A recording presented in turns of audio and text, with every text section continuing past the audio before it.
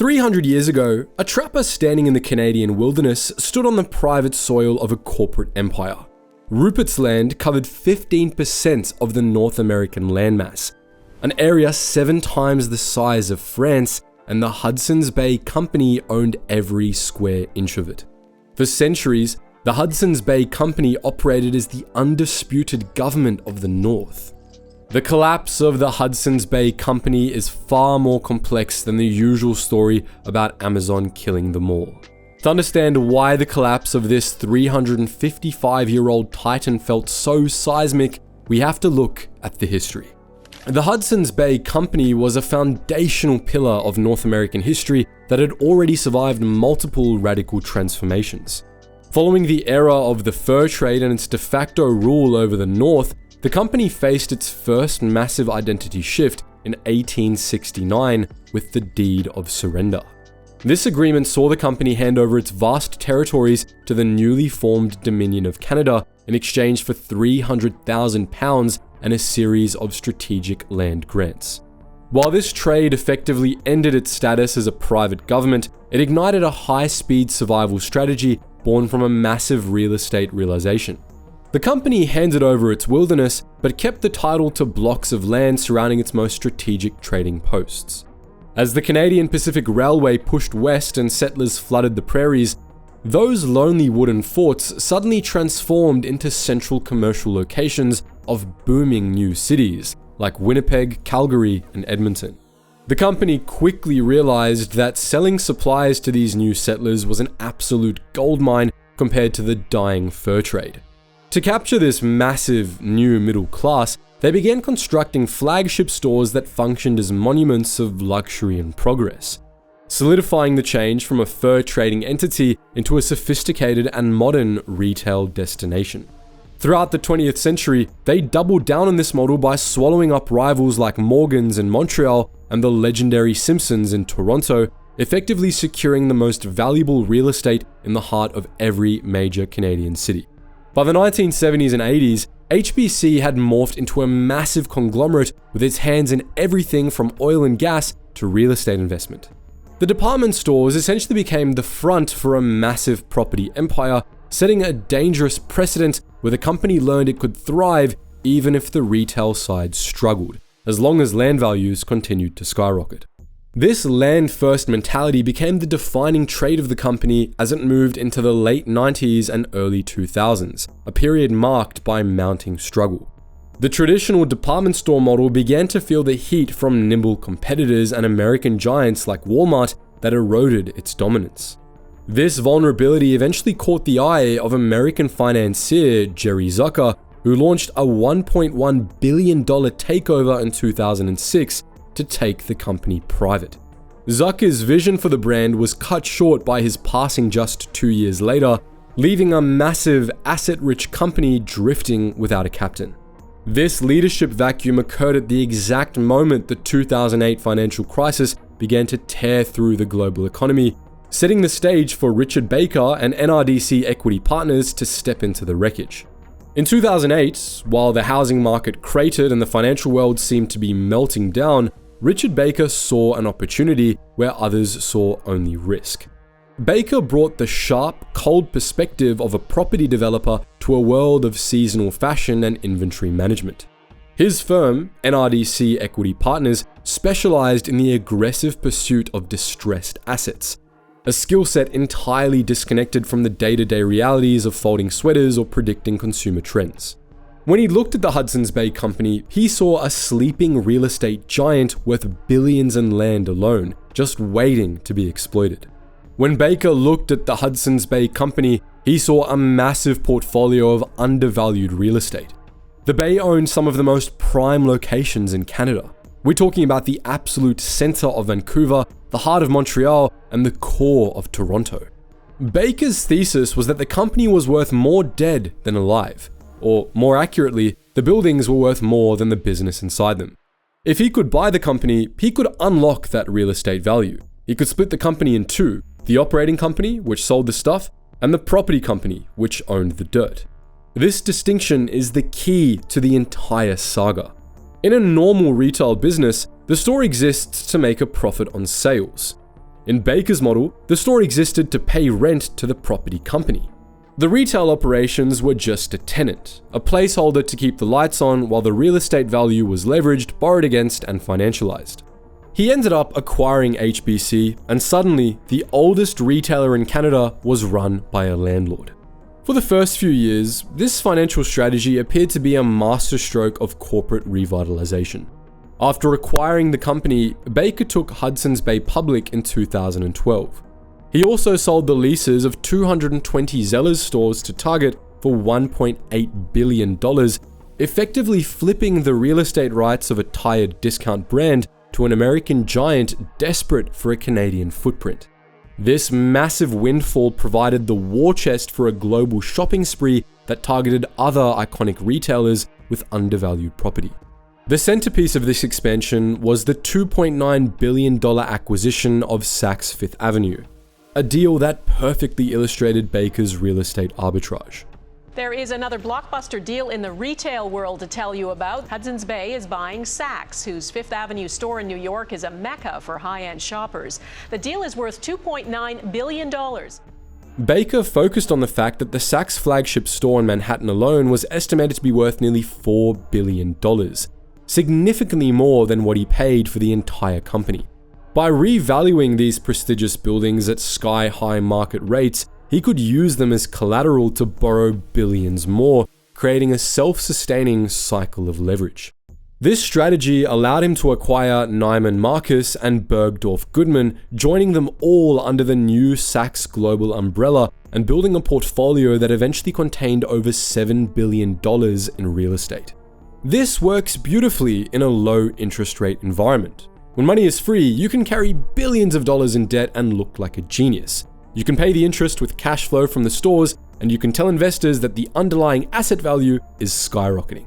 Richard Baker was hailed as a visionary, the guy who figured out how to make department stores sexy again. But while the boardroom was popping champagne over property valuations, the actual stores were beginning to rot. If you walked into a Hudson's Bay store around the late 2010s, you could feel the neglect. The carpets were worn down to the threading, the lighting was dim, and the escalators were frequently out of order.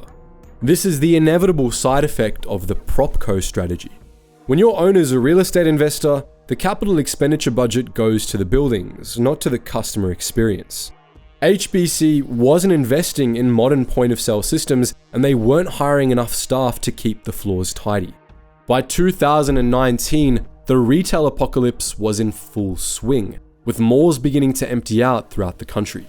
And when retail sales drop, the OpCo stops generating enough cash to pay the rent to the PropCo. The stock price began to slide. Investors realized that a real estate company is only valuable if it has a tenant that pays rent. If Hudson's Bay, the retailer, goes bust, Hudson's Bay, the landlord, is left with empty buildings that are expensive to maintain and hard to repurpose. You can't just turn a 500,000 square foot windowless department store into condos overnight. It takes years and millions of dollars. Richard Baker decided he'd had enough of the public markets. The share price was too low, he argued, and the market didn't understand the value of real estate. So he launched a bid to take the company private. This kicked off a massive, ugly legal battle with minority shareholders led by a private equity firm called Catalyst Capital. Catalyst accused Baker of trying to steal the company. They argued that the real estate was worth way more than Baker was offering to pay. They claimed he was lowballing the shareholders so he could take the company private, sell off the buildings later, and keep the profit for himself. Eventually, Baker won. He bought out the shareholders and took HBC private in early 2020. He now had total control. And then, almost immediately, the world stopped. The timing of the privatization couldn't have been worse. Weeks after the deal closed, the COVID-19 pandemic hit. Malls were locked down and revenue went to zero. For a highly leveraged company like HBC, this was not good. Remember all that debt? The billions borrowed to buy Saks and Lord & Taylor? That debt comes with interest payments. Interest payments don't just stop because the doors are locked. This period exposed the fragility of the financial engineering. The PropCo/OpCo split works when money is moving. When the money stops, the whole structure seizes up. HBC was burning cash, laying off staff, and scrambling for liquidity. But the lockdowns were just the opening act. The fatal blow actually came from the economic fallout that followed. As inflation began to spiral out of control, central banks were forced to respond by aggressively raising interest rates. For a company like HBC, which was built entirely on a foundation of cheap, easy debt, this was a death sentence. For 15 years, Baker played this game using what was essentially free money. At 1% interest, borrowing $1 billion is manageable, but when rates climbed to 5%, that massive debt load became untenable. The cost of servicing HBC's loans exploded at the exact moment the underlying collateral began to evaporate. The rise of remote work turned downtown cores into ghost towns, emptying the office towers surrounding the Bay's flagship stores and crashing the commercial real estate values that held the entire house of cards together. Baker was suddenly trapped in a vicious financial squeeze where his assets were plummeting in value, his debt payments were skyrocketing, and the actual department stores were too weak to generate the cash needed to stop the bleeding. In the final years leading up to 2025, the signs of death were visible on the shelves. In the retail industry, the first people to know a company is dying are the vendors, who usually start getting stiffed. HBC was stretching its payment terms, taking longer and longer to pay its bills, and in response, the big brands pulled back. You'd walk into the store and notice that the selection was thin, the best sizes were missing, and the hot brands were nowhere to be found. And because you have no good inventory, customers stop coming. And because customers stop coming, you make less money, and because you make less money, you can't pay vendors. The employee morale cratered. They watched as their departments were stripped of resources, as managers were fired and not replaced, and they were left to man entire floors by themselves, apologizing to angry customers for broken registers and messy fitting rooms. By early 2025, facing an insurmountable wall of maturing debt and absolutely no options for refinancing, the lenders lost patience. The massive real estate portfolio effectively mutated from a source of endless liquidity into a deadweight that dragged the entire operation under. When HBC finally filed for creditor protection under the CCAA, the court documents laid bare the full extent of the ruin, exposing an underfunded pension plan alongside millions in unpaid debts to suppliers and landlords. This financial collapse triggered a liquidation process that felt like the erasure of a national landmark, with everything must go banners plastered across the stone facade of the Queen Street flagship. Inside, the liquidation stripped the stores to the studs, selling off everything from the inventory to the mannequins and glass display cases, effectively picking the carcass clean before the final indignity arrived: the sale of the brand itself. In May 2025, it was announced that Canadian Tire was buying the intellectual property of the Hudson's Bay company. Today, Canadian Tire is hoping to get a step closer to owning the iconic Hudson's Bay stripes.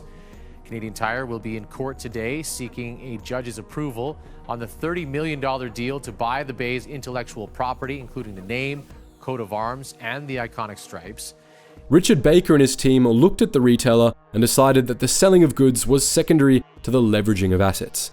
They treated the company like a bond, an asset to be stripped and borrowed against, rather than a living, breathing organization that needed to serve its customers. In the final months, the stories coming out of the stores were heartbreaking. Staff were told nothing. They found out about the liquidation from the news, just like the rest of us. Managers were ordered to slash hours to the bone, and security guards were even cut, leading to a spike in theft that the remaining elderly staff were expected to deal with. There were retirees who relied on the company health benefits that were slashed in the restructuring.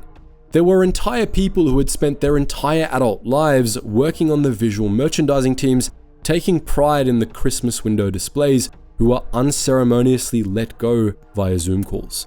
When the end came, there was no severance for many.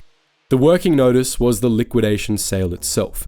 You can keep your job for 6 weeks while you help us sell the fixtures, and then you're out. As the lights go out on Queen Street, the people are left with a void in the city and a warning for the future. We used to build companies to last centuries, and now we structure them to last until the next refinancing. The Hudson's Bay company took 350 years to build and 15 years to dismantle. That's the efficiency of modern finance, And that's the tragedy of the Bay. But we want to hear from you. Now that the dust has settled and the iconic stripes belong to Canadian Tire, do you see this as the tragic murder of a national treasure, or was the Bay just a zombie landlord that finally got evicted? Sound off in the comments. Let's settle the debate on whether history was stolen or simply squandered. And if you enjoyed this investigation into the dark side of Canadian retail, smash that like button, hit subscribe, and ring the bell so you don't miss our next deep dive. Thanks for watching, and hope to see you in the next one.